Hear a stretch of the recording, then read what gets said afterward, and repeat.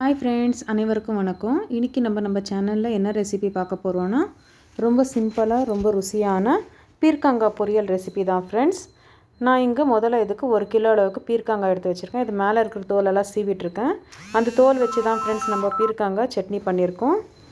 அதுக்கப்புறமா தாளிக்கிறதுக்காக ஒரு சின்ன வெங்காயம், 1 டேபிள் ஸ்பூன் அளவுக்கு எண்ணெய், 3 டேபிள் ஸ்பூன் அளவுக்கு வறுத்த கடலக்காய் கொட்டை, உப்பு ருசிக்கு தகுந்த மாதிரி, தாளிக்கிறதுக்காக கடுகு, உளுத்தம்பருப்பு, சீரகம், 2 காஞ்ச மிளகா, ஒரு 10 பல் பூண்டு 1-2 நசுக்கி வச்சுருக்கேன், கருவேப்பிலை கொஞ்சம்.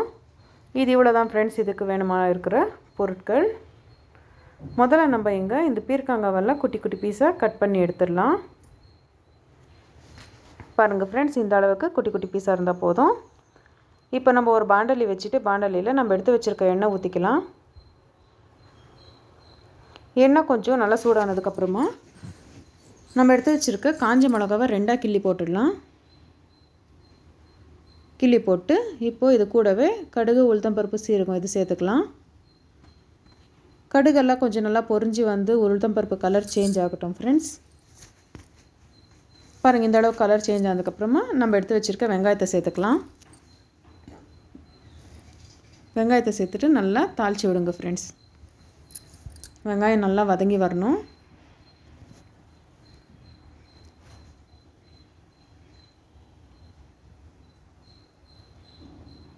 பாருங்கள் ஃப்ரெண்ட்ஸ், வெங்காயம் இந்த அளவு கலர் சேஞ்ச் ஆனதுக்கப்புறமா நம்ம எடுத்து வச்சுருக்க கருவேப்பிலை, பூண்டு சேர்த்துக்கலாம்.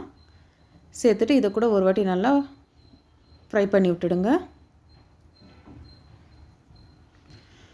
இப்போ இது கொஞ்சம் வதங்கினதுக்கப்புறமா நம்ம கட் பண்ணி வச்சுருக்க பீர்க்கங்காய் எல்லாம் இது கூடயே சேர்த்துக்கலாம்.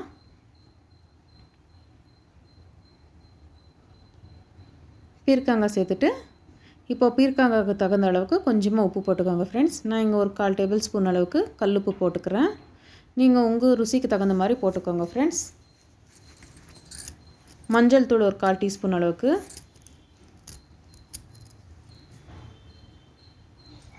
இதெல்லாம் சேர்த்துட்டு ஒரு வாட்டி நல்லா மிக்ஸ் பண்ணி விட்டுடுங்க.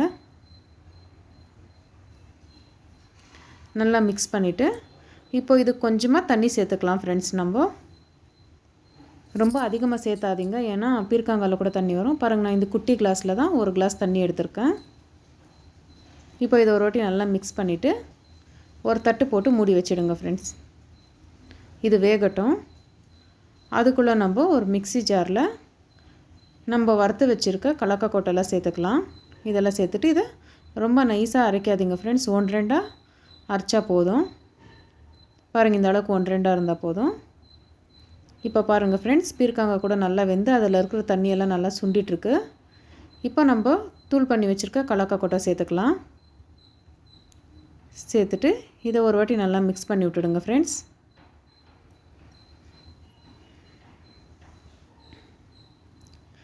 நல்லா மிக்ஸ் பண்ணிவிட்டு இப்போ கடைசியாக நம்ம கட் பண்ணி வச்சுருக்க கொத்தமல்லி சேர்த்துக்கலாம். கொத்தமல்லி சேர்த்துட்டு இப்போ மறுபடியும் ஒரு வாட்டி நல்லா மிக்ஸ் பண்ணி விட்டுடுங்க ஃப்ரெண்ட்ஸ். இப்போ கேஸ் ஆஃப் பண்ணிவிடுங்க. அவ்வளோதான் ஃப்ரெண்ட்ஸ், ருசியான பீர்க்கங்காய் பொரியல் ரெடியாக இருக்குது. இது ரொம்ப சிம்பிளாக சீக்கிரமாக செஞ்சிடலாம் ஃப்ரெண்ட்ஸ்.